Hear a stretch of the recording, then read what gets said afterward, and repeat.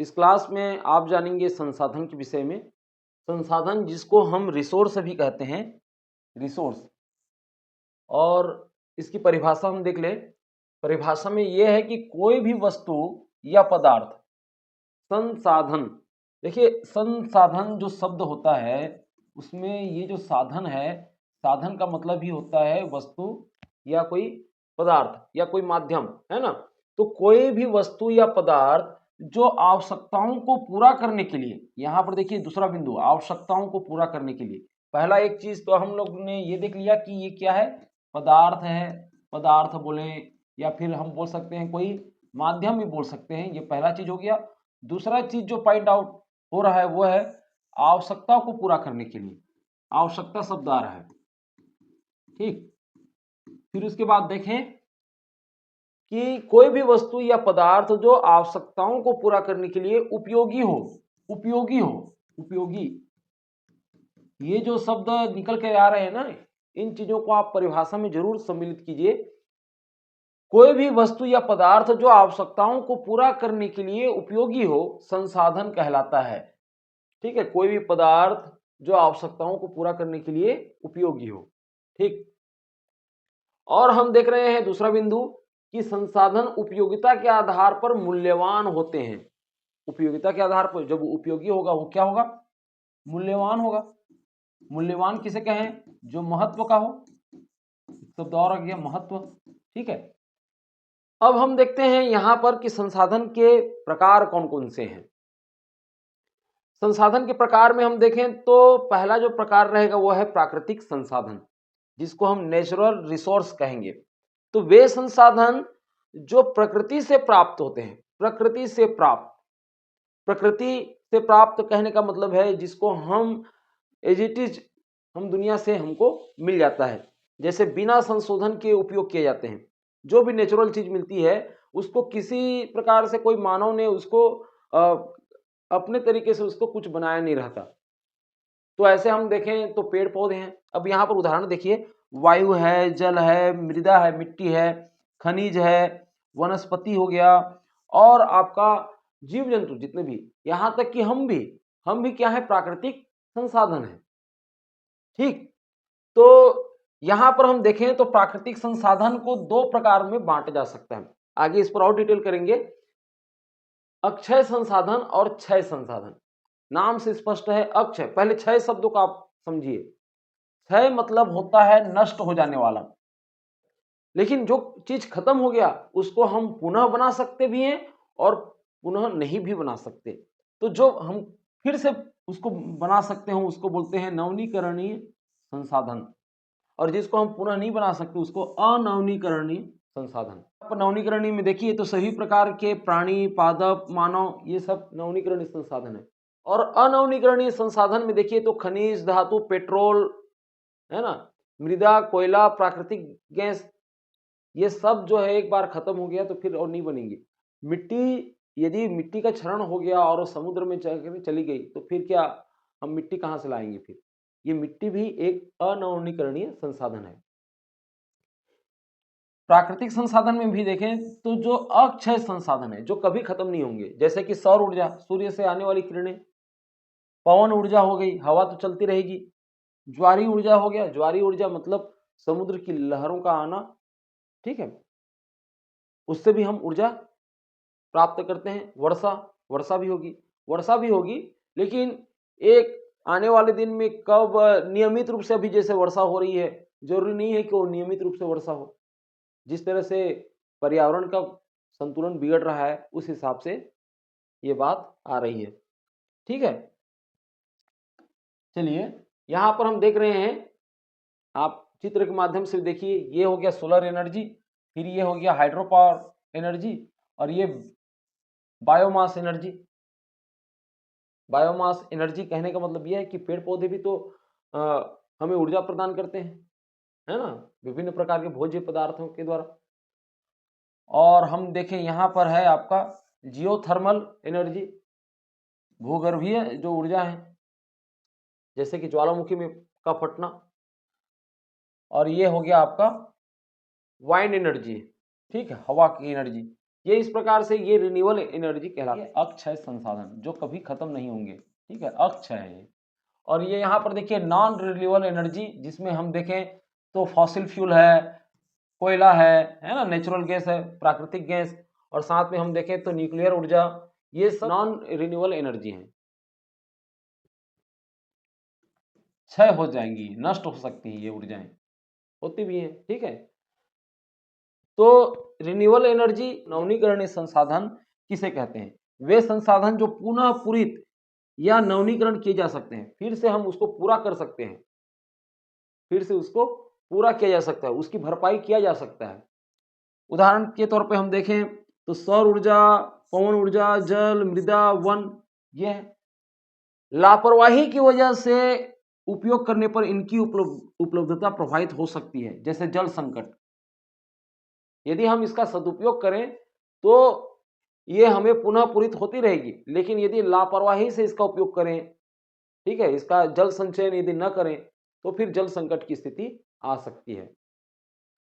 फिर हम देखें अनवीकरणीय संसाधन में नॉन रिन्यूएबल रिसोर्सेस, तो वे संसाधन जिनका पुनः निर्माण हजारों लाखों वर्षों में होता है, तुरंत नहीं बना पाओगे उसको, हजारों लाखों वर्षों तक उसका निर्माण कार्य में लग जाता है, जैसा कि कोयला, पेट्रोलियम, प्राकृतिक गैस, खनिज। लाखों वर्ष पहले हमने ये पढ़ा होगा कि भूकंप आया, बाढ़ आए, उसमें लाखों जीव जंतु मिट्टी के नीचे दब गए, और फिर उसके बीच में जो अपघटन क्रिया हुई है ना, उच्च ताप उच्च दाब के कारण, जिसके फलस्वरूप जितने भी मरे हुए जो जीव जंतु हैं, पेड़ पौधे हैं, वो कोयला या पेट्रोलियम में वो बन गए। उसी को जो है आज के डेट में हम निकाल करके विभिन्न शुद्धिकरण के माध्यम से पेट्रोल, डीजल, ये सब चीज प्राप्त करते हैं, ठीक है। इसके बारे में हम किसी दूसरे क्लास में और पढ़ लेंगे।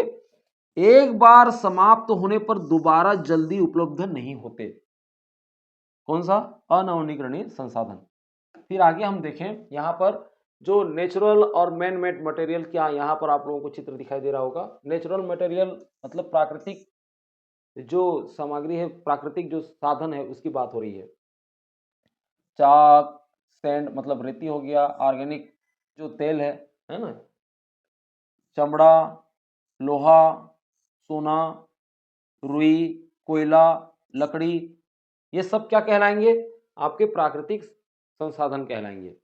फिर हम देखते हैं कि मैन मेड मटेरियल, जो मानव निर्मित संसाधन में हम देखें तो यहाँ पर जैसे कंक्रीट है, कंक्रीट का जो आप देखते हैं कि भवन निर्माण में इसका जो उपयोग होता है। फिर हम देखें ग्लास, नायलॉन, पेपर, सिंथेटिक रबड़ हो गया, स्टील हो गया, प्लास्टिक, रेयन, पॉलिएस्टर से बनी जो जितनी भी सामग्री हैं, वो सब मैन मेड मटेरियल कहलाएंगे। इसको प्राकृतिक रूप से हमको नहीं मिला है, हमने इसको उद्योग से इसको बनाया है। तो मानव निर्मित संसाधन किसे कहते हैं? Man made resource. इसके बारे में और डिटेल जान लें कि वे संसाधन जो मनुष्यों द्वारा प्राकृतिक संसाधन को परिवर्तित करके बनाए जाते हैं, ठीक है। प्राकृतिक संसाधन तो हमें प्रकृति के द्वारा मिले ही रहते हैं। इस प्राकृतिक संसाधन को क्या किया जाता है? मनुष्य द्वारा ये बनाया जाता है, मनुष्य द्वारा उसको परिवर्तन किया जाता है और मानव निर्मित संसाधन बनाया जाता है, ठीक। जैसा मैं कहूं प्राकृतिक संसाधन में आपका लकड़ी हो गया, लकड़ी, और लकड़ी से फिर आपके फर्नीचर बन गए, तो फर्नीचर क्या हो जाएगा? मानव निर्मित संसाधन हो जाएगा, और लकड़ी जो है प्राकृतिक संसाधन, ठीक। तो इसका उदाहरण हम देख लें, पुल। पुल में जितने भी सामग्री इस्तेमाल होते हैं, जैसे हम बात करें पत्थर है ना, और उसमें जो खनिज लोहा का जो इस्तेमाल होता है, सीमेंट का जो इस्तेमाल होगा, तो वो सब प्राकृतिक संसाधन कहलाएंगे। लेकिन जो पुल बना वो तो मानव ने बनाया है ना, ठीक है। सड़कों का भी वही है, वाहन, वाहन में जितने भी उसके जो पार्ट्स लगते हैं वो किसी न किसी खनिज का बना होता है, तो प्राकृतिक संसाधन कहलाएगा। लेकिन वाहन क्या कहलाएगा? मानव निर्मित संसाधन। मशीनें, औद्योगिक उत्पाद, प्रौद्योगिकी, ये प्रौद्योगिकी यानी टेक्नोलॉजी है ना। आज जैसे कि आप ये चीज देख पा रहे हो, आप ये प्रौद्योगिकी का ही असर है। ठीक है, इन सबको किसने बनाया है? मानव ने बनाया है।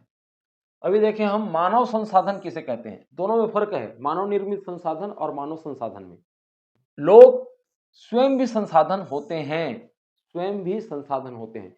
जैसे हम कहेंगे ये बोर्ड जो है मानव निर्मित संसाधन हो गया, और खाली बोर्ड से ही आप लोग थोड़ी पढ़ाई कर सकते हो। जैसे कि मैं क्या हो गया? मानव संसाधन हो गया। ये क्या हो गया? मानव निर्मित संसाधन, और मैं मानव संसाधन। तो लोग स्वयं भी संसाधन होते हैं क्योंकि वे ज्ञान, कौशल और तकनीकों का उपयोग करके नए संसाधन उत्पन्न कर सकते हैं। ठीक, आप भी पढ़ लिख करके एक अच्छा मानव संसाधन ही बनेंगे, आप भी अपनी सेवाएं देंगे आगे चल करके, बड़े होकर के। ठीक, शिक्षा, स्वास्थ्य और कौशल विकास मानव संसाधन को बढ़ाते हैं। यहां पर आप चित्र देख रहे होंगे, यहां पर ये देखिए मॉनिटर पर किस तरह से परफॉर्मेंस दे रहा है, कंप्यूटर चला रहा है। ठीक, यहां पर देखिए ओवरसीज जो कंपेसेशन एंड बेनिफिट्स का काम कर रहा है, मतलब ट्रेडिंग जो भी है, अंतर्राष्ट्रीय व्यापार। फिर यहाँ पर देखिए रिक्रूट एम्प्लॉयज है, जो रोजगार देने के लिए अपना काम कर रहे हैं। ठीक है, और जो जो भी हैं आप लोग देख रहे हैं, जैसे कि ऑफिस में ही है, ऐसा नहीं है, हर चीज। किसान भी क्या है? एक मानव संसाधन है, वो भी अपनी सेवाएं देता है खेत में। ये इस प्रकार से। अब आते हैं संसाधन का मूल्य, वैल्यू ऑफ रिसोर्स। संसाधन का मूल्य उनके उपयोग, उपलब्धता और मांग पर निर्भर करता है। संसाधन का मूल्य, वो कितना मूल्य क्या है, उसका अधिक मूल्य है या कम मूल्य है, वो किस पर निर्भर करता है? उसके उपयोग। ज्यादा उपयोग होगा तो संसाधन का मूल्य बढ़ जाएगा। उपलब्धता ज्यादा हो जाएगी तो कई बार क्या होती है, ज्यादा उपलब्धता रहती है तो उसकी कीमत घट जाती है, और कम उपलब्धता रहे तो ज्यादा बढ़ जाती है। फिर हम देखें उसके मांग पर निर्भर है, कितना उसको डिमांड है उसका, और उस हिसाब से यदि पूर्ति ना हो तो मूल्य का बढ़ना तो स्वाभाविक से ही है। अभी देखिए पेट्रोल का रेट बढ़ रहा है, क्यों? क्योंकि मांग ज्यादा है, दिनों दिन वाहन की संख्या बढ़ रही है और पेट्रोल जो है सीमित है, तो इसकी मांग के कारण से संसाधन का तो मूल्य बढ़ेगा ही। फिर हम देखें कुछ संसाधन का आर्थिक मूल्य होता है, जैसा कि धातु, जबकि कुछ का नहीं, जैसे कि प्राकृतिक दृश्य। धातु का क्या होता है? मूल्य होता है, उसका रेट बढ़ेगा, धातु का हो गया, पेट्रोल का हो गया।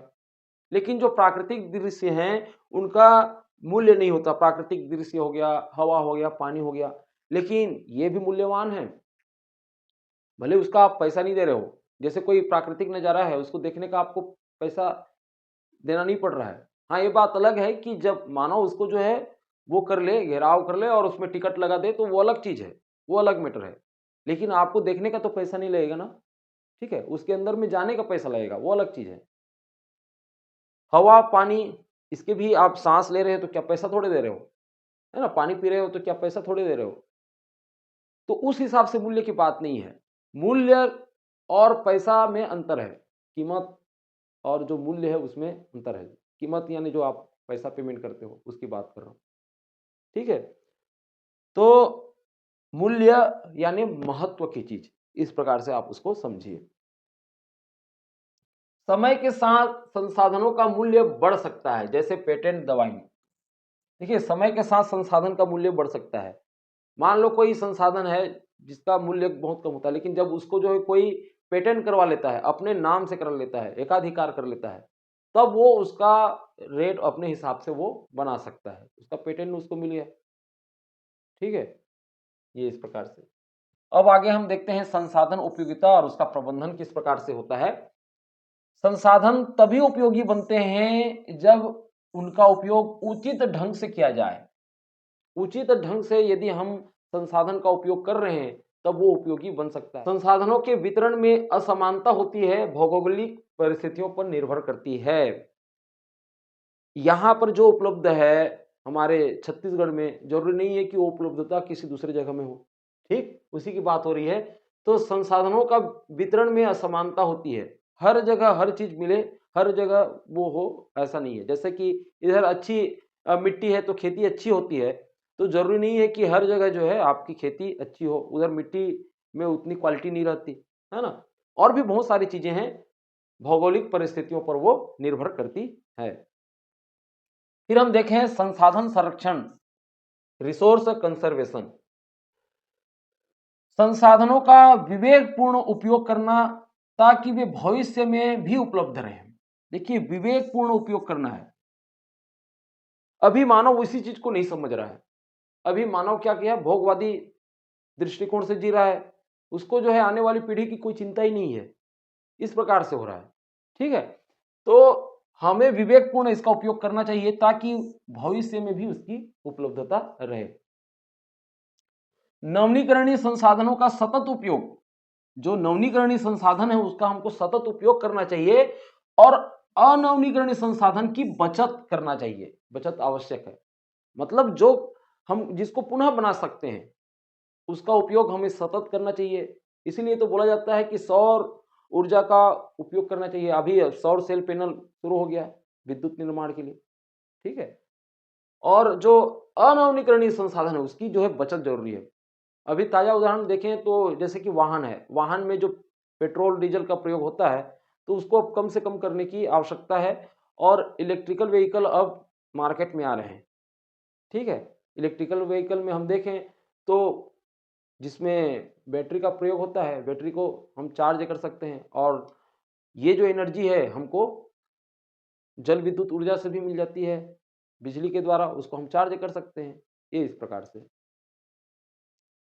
जल, ऊर्जा और वनों का संरक्षण बहुत महत्वपूर्ण है। ठीक है, इसका जल है तो जीवन है ना। ऊर्जा और वनों का संरक्षण हमारे लिए बहुत ही महत्वपूर्ण है। फिर हम देखें सतत पोषणीय विकास किसे कहेंगे, सस्टेनेबल डेवलपमेंट। संसाधनों का उपयोग इस प्रकार करना कि भविष्य की पीढ़ियों के लिए आवश्यकताएं भी पूरी हो सके। सतत यानी होता है हमेशा, पोषणीय यानी पोषण करना। ठीक, तो भविष्य के पीढ़ियों के की आवश्यकताएं भी पूरी हो सके ऐसा हमको संसाधनों का उपयोग करना चाहिए।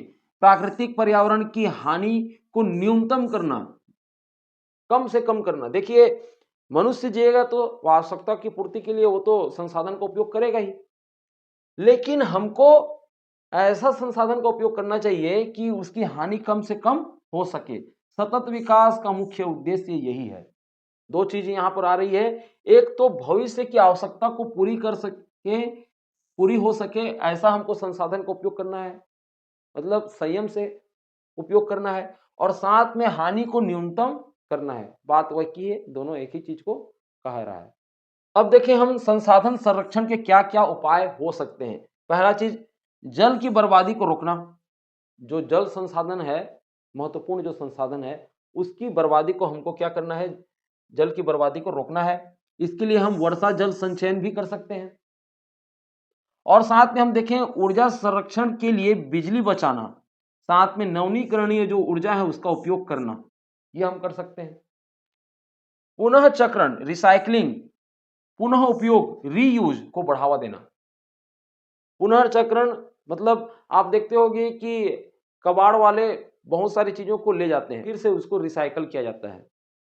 जैसे कोई लोहा की कोई आपके घर में चीजें हों, उसको ले जाता है वो टीना लोहा वाला, और फिर उसको जो है फिर से वो नया कुछ मशीन में वो लोहा का उपयोग हो जाएगा, उसको बोलते हैं रिसाइकल।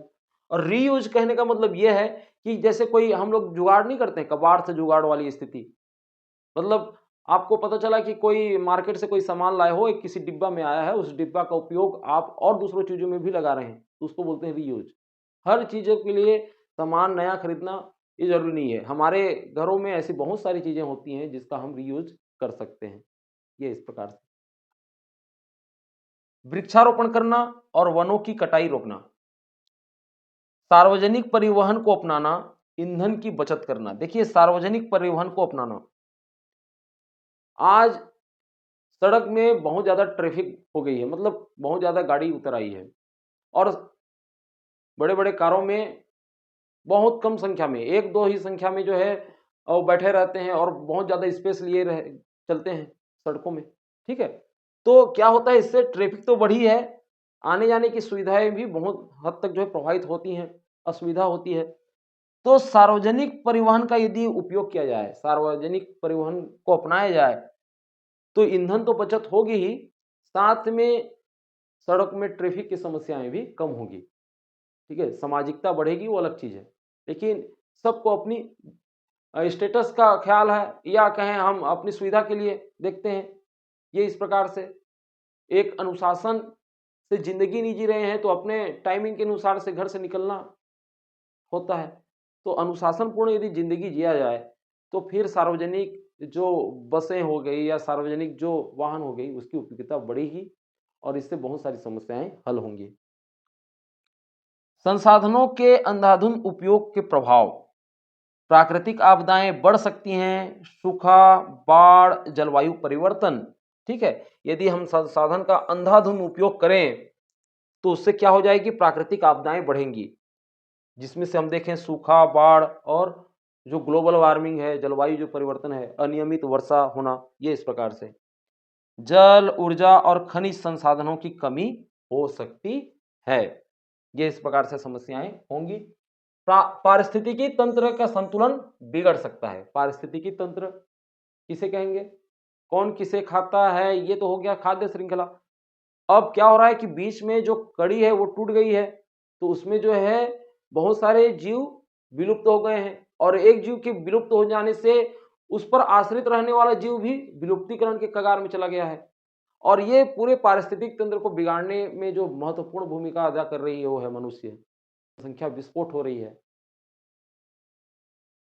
जिससे संसाधन की उपलब्धता कम हो गई है, बाकी जीवों का रहना बसना बहुत ही मुश्किल हो गया है।